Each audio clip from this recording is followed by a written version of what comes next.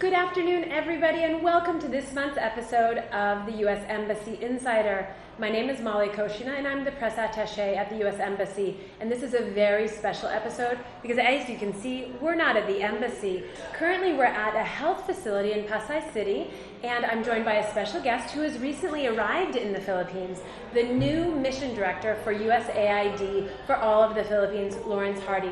Lawrence, thank you so much for joining me today. Thank you for having me, Molly. And thank you for bringing us to a new location. This is really exciting. It is indeed. So you've been busy visiting sites like this and traveling around the country to learn about USAID's projects and your new mission here. Correct. Can you tell us a little bit about your time in the Philippines so far? Sure. It's been very active, very hectic, and that's only because of the pace of life here in the Philippines and all that USAID is doing to partner with the people. Right.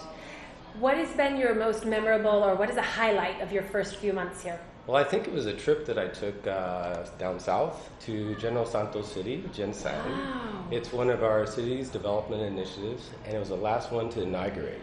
So our trip began actually with the landing of the airplane on what turned out to be a Usaid project, which was the airport itself. The airport itself? The airport itself. I had no idea.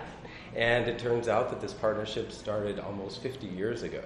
So it was very nice to begin that trip, which took me to 2 other provinces as well, with such a great story, which the mayor shared with me on a tour.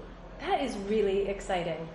The Filipino people, I find them to be the warmest people in the world. Absolutely, I would agree. In every sense of the word. And whether you're conducting business, they're extraordinarily professional, extraordinarily smart, very engaging, but also very friendly.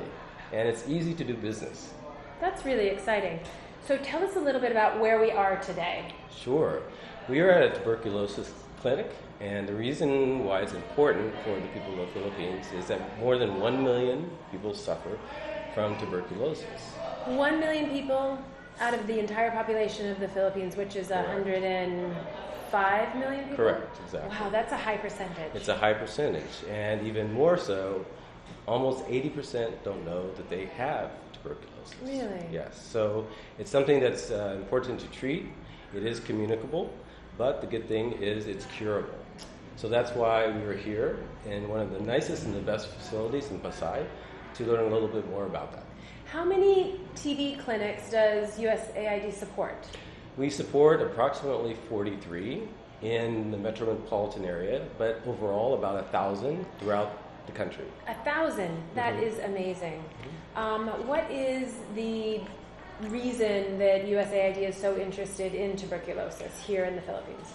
Well, I think the primary reason is because for the Philippines, the discovery that it was becoming an epidemic came a little bit late. Okay. And because of the density, population density in certain areas, particularly Manila and other large cities, the spread could, in fact, worsen the problem.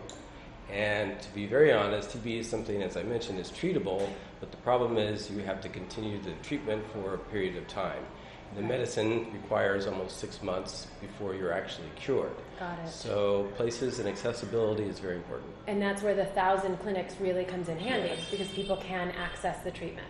Exactly. Wow, that's interesting. Mm-hmm. What other projects does USAID have here in the Philippines? We have a lot. Our interest as our mission here is to improve the life and sustain the gains that people have, whether it's related to health, related to education, which we're very much heavily invested in, for children as well as for youth, to improve the infrastructure in some instances. We also work in the area of community development and hooking up the communities with their local government, their LGUs, so that they can participate in democracy in their own communities. So we do quite a bit here. What an amazing mission, really making a difference in people's lives on a day-to-day basis. That's what we try and aim to do. And I understand USAID recently announced assistance for people in the vicinity of Mount Mayon. That's correct. Can you tell us a little bit about that? Sure.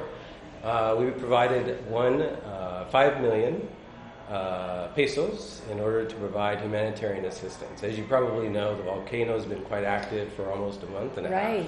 And has displaced almost 89,000 people. 89,000 people. All the way up to Las Gaspé city limits. So as a result, there are people that are not living at home. Sure.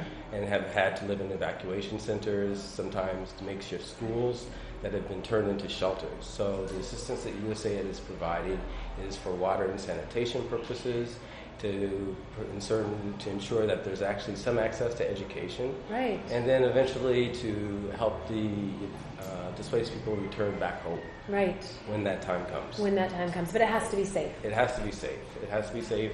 And they also have to be healthy in the interim until which time they can't return home. So that's what that assistance is doing. It's also providing food assistance, because that's also a problem.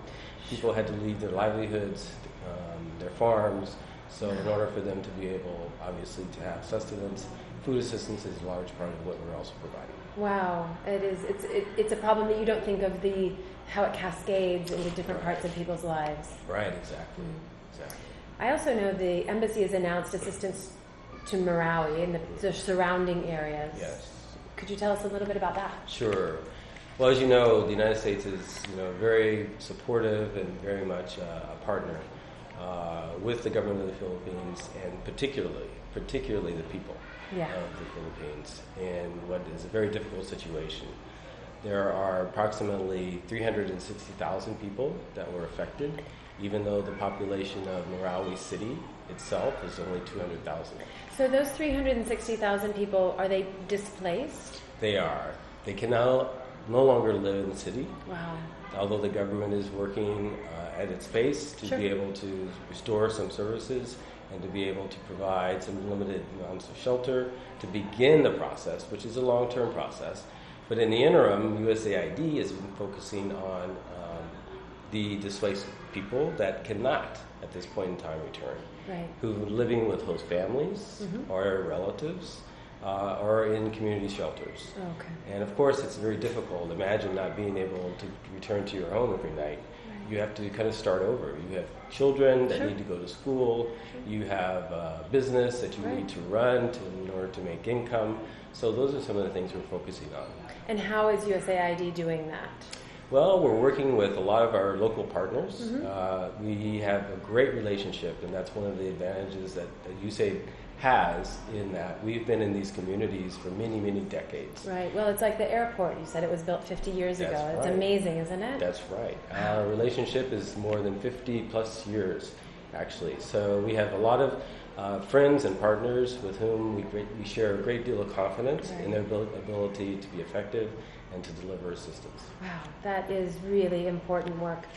Can you tell our viewers what the value is of the Marawi assistance? Sure. To date, it's 1 billion pesos. 1 billion pesos. 1 billion pesos and growing, I might say. Okay. And we're looking forward to a longer-term assistance program, which is obviously taking shape now, that will be responding to some of the changing and evolving needs, because we hope that the displaced persons will no longer or always be displaced.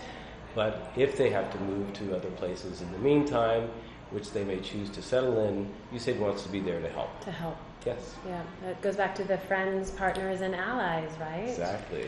Goodness.